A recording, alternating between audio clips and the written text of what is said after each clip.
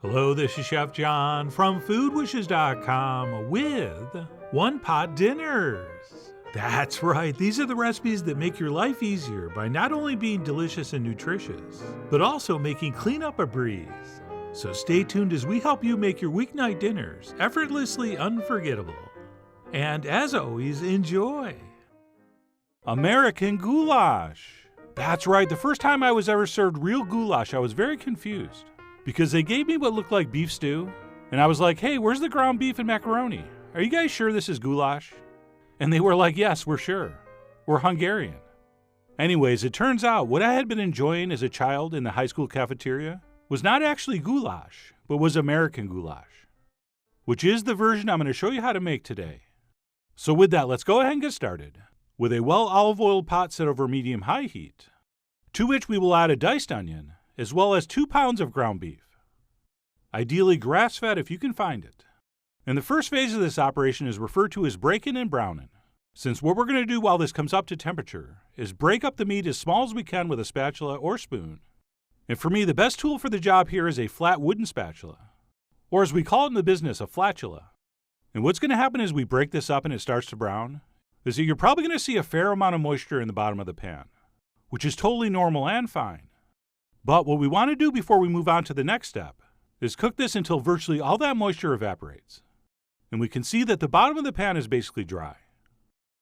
All right, you see that? And then once that happens, in some recipes, we'd actually keep cooking this until our beef and onions got nicely browned. But for this recipe, that is not traditionally done. But anyway, what we'll do once we've reached dry bottom status is stop and toss in some minced garlic, as well as a generous amount of salt. And we'll also toss in some black pepper and cayenne pepper at the same time for a little change of pace. We are also definitely going to need some paprika, preferably Hungarian, but Spanish will do.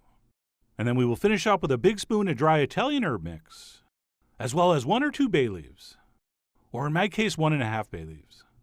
And what we'll do is stir that in, and then cook it for about 3 or 4 minutes, which we are not only doing to saute the garlic, but also to sort of toast and wake up those spices.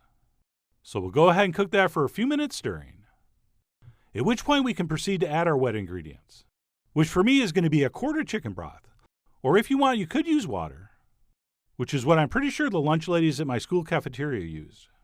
And then we will also add some diced tomatoes, either canned or if they're in season fresh, plus 1 24-ounce jar of prepared marinara sauce. And of course, as usual, we will rinse the jar with some cold fresh water. And for this recipe, we want to use about a cup, followed by the one and only secret ingredient, a splash of soy sauce. Oh yeah. Oh, and by the way, some people will tell you the secret ingredient is Worcestershire sauce, but it's not, it's soy sauce. But anyway, we will go ahead and stir that together and wait for it to come back to a simmer. At which point I like to lower the heat to medium and let this cook for about 30 minutes.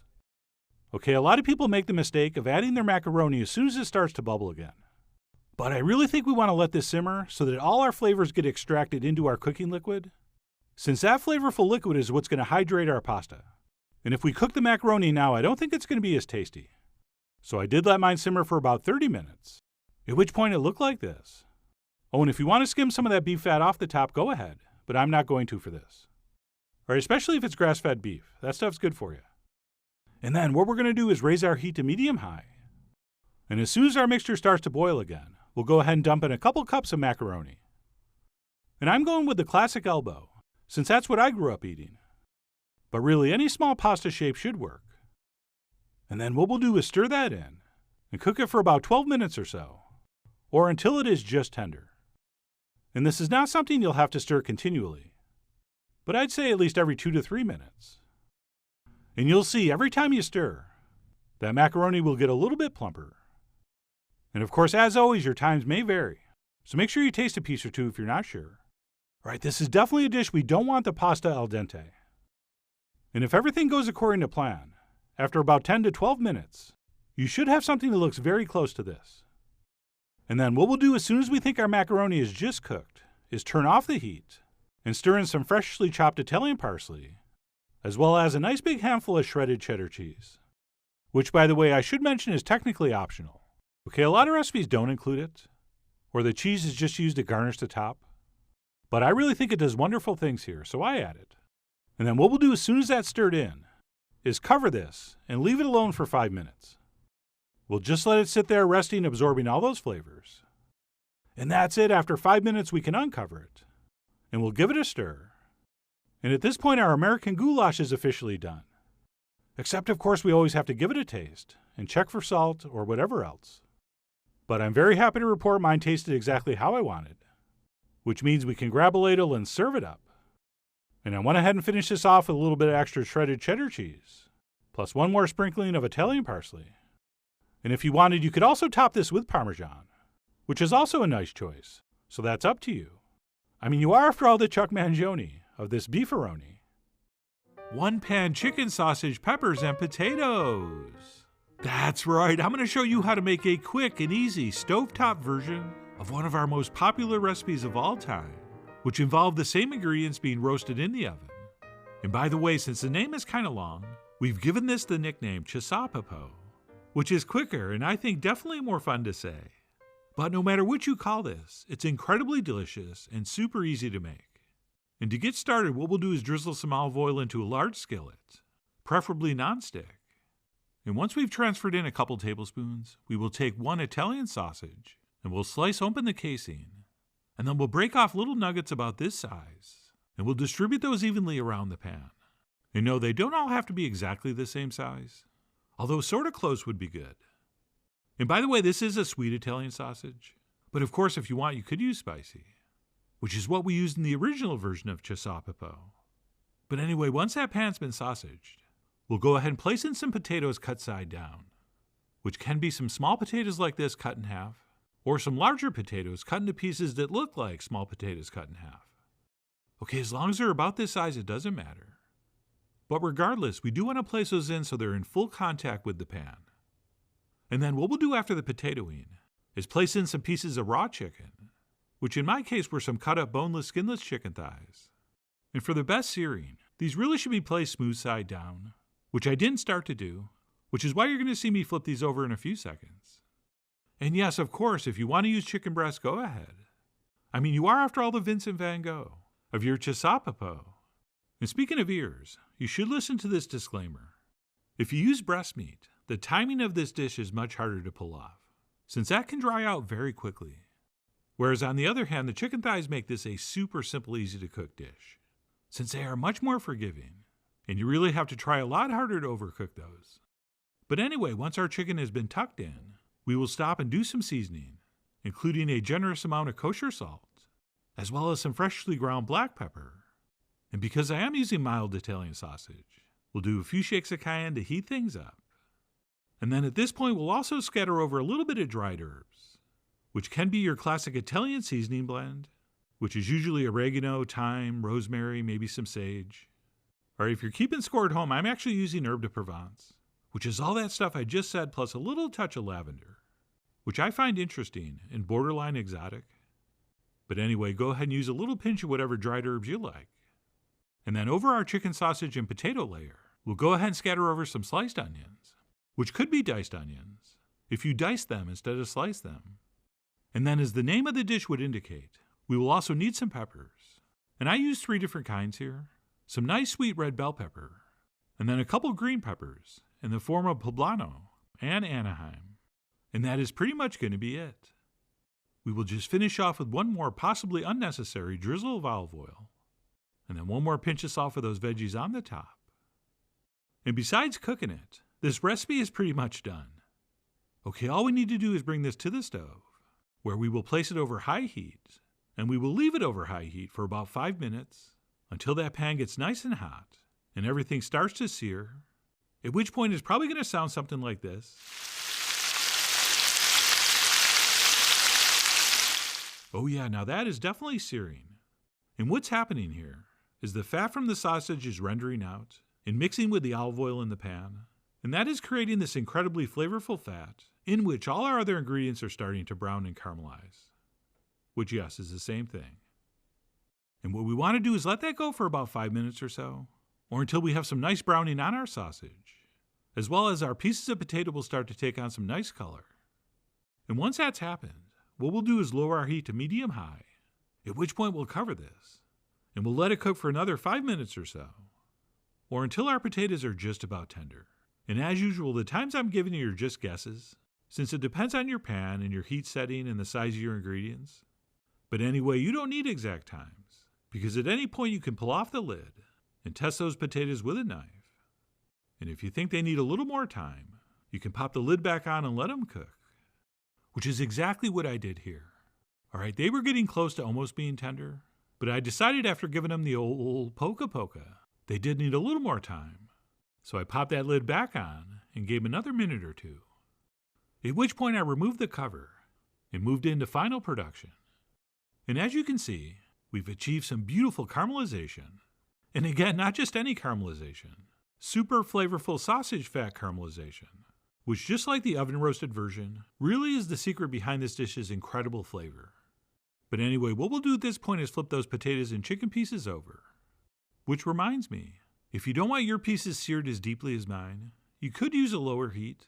But as you can see, I do like to go for a very dark sear, since that really does make this more flavorful and more savory. And we'll give our pan drippings a nice dark deep color. And then what we'll do to finish this off is simply dump in a half cup of chicken broth, or if times are tough, you could just use a splash of water. And we will let that cook and reduce for a couple minutes, at which point, assuming our potatoes are tender, which they really should be by now, we can go ahead and stir all this together and turn off the heat, since we are pretty much ready to serve. Although for one final touch, I do like to squeeze over half a lemon for a little bit of brightness and for a little bit of acidity to cut through the richness. And as an alternative, you could use some wine with your broth, or instead of, and that would also serve a similar purpose. But anyway, personally, I do enjoy the lemon in this. And other than squeezing that in and giving this a quick taste, we are ready to serve this up, which I like to do on a piece of toasted Italian bread, so as to soak in all those amazing juices. But obviously, this would be incredible over potatoes or rice or pasta. And after serving that up and spooning over a proper amount of those peppers and onions and juices, we might want to finish up with some fresh herb. In my case, some freshly chopped Italian parsley. And that's it, our one-pan, stovetop version of Chisapapo is ready to enjoy. Ground beef stroganoff noodles. That's right, sometimes hamburger needs some help. In fact, there's a packaged product they developed to help hamburger, which they called, I believe, Hamburger Helper. But with this recipe, we're basically going to make the same thing, only with like 40 less ingredients. And while this is a shortcut one-pan version of classic stroganoff, I think I like this one as much, if not better. So with that, let's go ahead and get started by melting some butter in some oil over medium-high heat, to which we will add a generous cup of thinly sliced mushrooms, along with about a teaspoon of kosher salt. And we'll go ahead and stir all that together, and we're going to cook this stirring occasionally until those mushrooms start to turn a beautiful golden brown, which does not happen right away. Okay, that salt's going to draw water out of the mushroom. So at first your pan's going to be kind of wet and steamy, but eventually that moisture evaporates away, and your mushrooms will start to fry in that oil and butter. And eventually, a few minutes later, they hopefully will look like this. And that's it. Once our mushrooms do take on a little bit of color, we'll go ahead and toss in some diced onions, along with a pound of the finest ground beef we can find. And then what we'll do is take the edge of a spoon or spatula, and we'll go ahead and break that beef up into nice small crumbles. And of course, how big or small you break up your meat is your business. But if you're asking me, I think you should break it up pretty small. And then what we'll do is cook our crumbled up beef and onions for about 5 minutes or so to not only brown the beef, which improves the flavor, but we also want those onions to soften and sweeten. And of course, turn translucent. And at any point during that process, we can stop and add some freshly ground black pepper, as well as, of course, a few shakes of cayenne, which is optional, not optional. So I went ahead and stirred that in and continued cooking. And about 3 or 4 minutes later, my pan looked like this. Oh, and you see how the bottom of the pan is dry, and our ingredients are actually cooking in the fat and not boiling in some kind of liquid? Right, that's exactly what we want. And if you do have a bunch of liquid, let it evaporate out until your pan looks like this. And that's it. Once our beef and onions are looking good, we'll go ahead and toss in a couple cloves of finely minced garlic, as well as a rounded tablespoon of flour, and we will stir that in and cook that for about a minute or so, just to take that raw edge off the garlic and toast that flour a little bit. And even though that's not a lot of flour, along with the starch from our noodles, that's going to help tighten up our sauce a little bit. And after cooking that for about a minute or so, you'll notice everything sort of sticking to the bottom of the pan, which is not a bad thing. It's a good thing. Because what we'll do now is stop and put in 2 tablespoons of a very surprising ingredient, and that would be some vodka. Oh yeah, you heard me, vodka. And be careful, sometimes when you put that in there, it can flame up, especially if you tip the pan like this. So don't tip the pan like that. And because that vodka is so high in alcohol, it's going to evaporate really quickly. So it's not really going to deglaze the bottom too well, but that's okay, because as soon as we put that in, we'll go ahead and toss in our beef broth, and obviously try to use something nice. And then we'll also add about a cup of cold fresh water, and we'll stir all that together, making sure we're scraping the bottom of the pan to release all that cooked on caramelized goodness. And then all we need to do at this point is wait for this to come back to the simmer, and once it does, we'll give it another stir, and then we will simply let this cook for 10 minutes, during which time that foam on the top will magically disappear, and things will reduce down a little bit. And thanks to that and that little bit of flour, you'll see things maybe thicken up a little bit. So that's what I did, and about 10 minutes later things look like this. And then what we'll do at this point is lower our heat to medium, and we will move into final production, which means we will add the egg noodles of our choice, and we'll stir those in. And for me, the smaller twisted up ones work better, but really any kind of egg noodle will do, although depending on the size and shape, your times may vary. But that's okay, we're not really going to go by time. We're going to go by look and feel, which is almost always more accurate. And then once we have those noodles stirred in, and everything seems evenly mixed, we'll go ahead and cover this. And then still on medium heat, we will cook this for 5 minutes. And yes, I should have mentioned this earlier, but whatever pan or pot you decide to cook this in should have a nice tight-fitting lid, since we want to keep that steam and heat trapped inside. And that's it. After 5 minutes, we will uncover, and we'll give this a good stir. And the amount of liquid you're seeing at the pan at this point is just about perfect. But if yours seems to be a little too dry, go ahead and add a splash of broth or water, so there's enough moisture to finish cooking the noodles. And then what we'll do is cover it back up and cook it for another 3 minutes, at which point it may or may not be done. Right, it depends on the noodle. So what we'll do is give it a stir and evaluate. And as I stirred this around with the spoonula, it felt right and it looked right, but we have to be sure. So I grabbed a fork and gave it a taste. And yes, as I suspected, it was perfect. And if it is, we can go ahead and reduce our heat to low. And besides tasting for the doneness, we're also, of course, giving it a taste for seasoning. And I decided mine needed a little more salt and another pinch of freshly ground black pepper. So I stirred that in. And by the way, when you test yours, if the noodles are still not cooked, just simply cover it and cook it till they are. And if you have to add another splash of beef broth, go ahead. But if you are happy with how it feels and tastes, we can move on to add the last ingredient, which is about a half cup of sour cream. And as soon as that's stirred in, and we've given it one final taste, we should be ready to serve. And of course, it goes without saying, if you want to add some different spices or herbs to this, go for it. I mean, you are, after all, the Fred Belitnikoff of your ground beef stroganoff. Oh, and speaking of great receivers, a dish like this is a perfect catch-all for any kind of vegetable odds and ends you might have in the fridge. So feel free to adapt this to what you have on hand. But anyway, I gave mine one last taste and decided it was perfect. So I went ahead and served it up in a nice warm bowl. Oh yeah, extra credit for using a warm bowl. And then to finish this off, I'm going to add a dollop of sour cream to the top, followed by some finely and freshly sliced green onions. Or if you have them, chives are also very nice. And that's it, our ground beef stroganoff noodles are ready to enjoy. One pot chicken and sausage orzo. That's right, I really don't make a lot of New Year's resolutions. Hey, if it's not broken, don't fix it. But one thing I would like to do in the new year is share more of these delicious one-pot recipes. And above and beyond that you only need one pot to make this, these type of dishes tend to be very simple and fast to make. So let's go ahead and get started with the browning of the sausage. So what we'll do is we'll place a pot over medium-high heat, and in just a little bit of olive oil, we're going to brown some spicy Italian sausage. And you can use the bulk stuff if you want, but all I did was remove the casings from 2 Italian sausages and sort of crumble it up. And like I said, we're going to want to brown this on medium-high heat, and while we do, we want to break it up pretty fine. And it was right about here when I remembered what a bad job a rounded wooden spoon does at crumbling sausage meat. So I made the executive decision and switched to a flat-edge wooden spatula, which did work way better. And what we'll do is we'll continue to stir that and break it up. and cook it until it's fairly well browned, at which point it should look something very close to this. And when it does, we can stop and add our chicken. So I'm going to add in 2 boneless, skinless chicken breasts that, as you can see, I cut into bite-sized pieces. And we'll stir that in and cook it for about a minute. We're not really worried about browning it. We just want it to mingle with those sausage fats to pick up a little bit of that flavor before we add the rest of the ingredients. And unlike the sausage, this chicken meat isn't seasoned, so I will toss in a little bit of salt at this point. And I should mention I almost always use chicken thigh for this. But this time I did go with the breast, because I know a lot of you are going to use that anyway. But anyway, we'll get into that later. Like I said, we're going to cook that chicken stirring for about a minute, at which point we can add our chicken broth, or of course chicken stock. In this context, those things are synonymous. And sure, if you have to use water, go ahead, but only if you have to. Do not use water on purpose. And we'll give that a stir.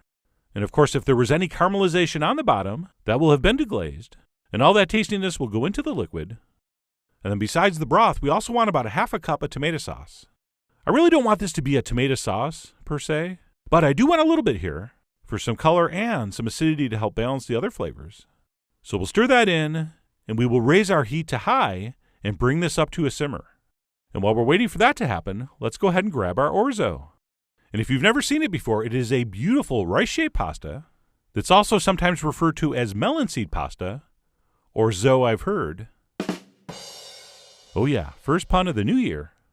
Don't worry, they get worse. And what we'll do as soon as our mixture comes to a simmer is toss in our orzo, along with some more salt, and we will stir that in. And then here's the deal. What we'll do is we'll lower our heat down to medium, and we'll cook this stirring for about 10 to 12 minutes, or until the pasta is cooked and most of the liquid is absorbed. And if everything goes according to plan, those two things should happen about the same time. And we don't necessarily have to stir constantly, but we do want to stir it very often because this mixture is going to start to thicken up. And because we are on medium heat and that's bubbling pretty good, we don't want it to stick and burn to the bottom. So keep it moving, keep an eye on it. And this is what mine looked like about halfway through. You can see that pasta starting to swell up, and the mixture is definitely getting thicker. And by the way, something I'll mention on the blog post, but you might want to keep an extra splash of broth handy in case all the liquid gets absorbed before your pasta is tender, which in that case you can throw in an extra splash, okay? But anyway, like I said, we're going to cook that for about 10 to 12 minutes until our pasta is just about tender and most of that liquid's been absorbed, at which point it should look something like this. And of course, we could go just by looks, but that would be kind of crazy, since a much better idea would be to take a spoon and actually try some. So I gave mine a taste, and I confirmed that it was cooked perfectly, which for me is about 95% tender. Because even though we're going to turn off the heat and do the final couple steps, it's still going to continue to cook a little bit. But anyway, when we've decided our pasta's cooked long enough, we're going to turn off the heat, and we're going to dump in a nice handful of fresh Reggiano Parmesan, and we'll stir that in. And then besides some nice real Italian cheese, I'm also going to add some fresh herb. So I'm going to toss in a little bit of finely and freshly sliced chives. And I know those aren't technically an herb, but technically who cares? And then we'll also do some freshly chopped Italian parsley. And once we stir that in, we are pretty much done. And I say pretty much because we're never really done until we give it the final taste. So we'll go ahead and we'll sample a little bit, mostly checking for salt. And once we're happy with how that tastes, we can go ahead and dish that up. And I know what you're thinking. That looks amazing. Let's just eat it as is. Well, we could, but let's not. Because how I really think you should finish this is with a nice spoon of fresh, creamy ricotta cheese. And not only is this going to provide the always important visual contrast, but it will also provide a contrast in texture and temperature. So while optional, that dollop is highly recommended. And we will top that with a little more Italian parsley, and that's it. Our one-pot chicken and sausage orzo is done. One-step chicken noodle soup. That's right, I have a cold, so I really want some homemade chicken noodle soup. Except the problem with that is when you have a cold, you don't feel like making a soup. So what I decided to do, since I had all the ingredients around, was compromise and make some homemade chicken noodle soup, but using the I don't feel good and have no energy one-step method. Yes, believe it or not, I just dumped everything in a pot to see what would happen, and this, my friends, is exactly what happened. So what I did is took a cold saucepan, and I dumped in some raw cubed-up chicken. And normally I would definitely use chicken thigh for this, but I had some breasts, and I know that's what you people usually use. So I went with the breast. And then to that we'll add a small handful of raw pasta. And as you could probably see, I went with a corkscrew-shaped egg noodle here. And I know it doesn't look like much, but as you'll see, a little bit goes a long way in this.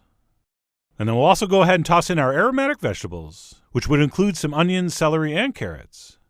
And because I was going with this possibly ridiculous I don't feel good one-step method, I made sure those veggies were cut nice and small and or thin, since we're not going to do any sautéing here. And then after our veggies, we're going to do a little bit of ketchup, as well as a thyme sprig, because I have it right outside my window. We will also season this up with some salt, freshly ground black pepper, and cayenne. Well, that's good for you if you got a cold. You're definitely going to want to eat some cayenne.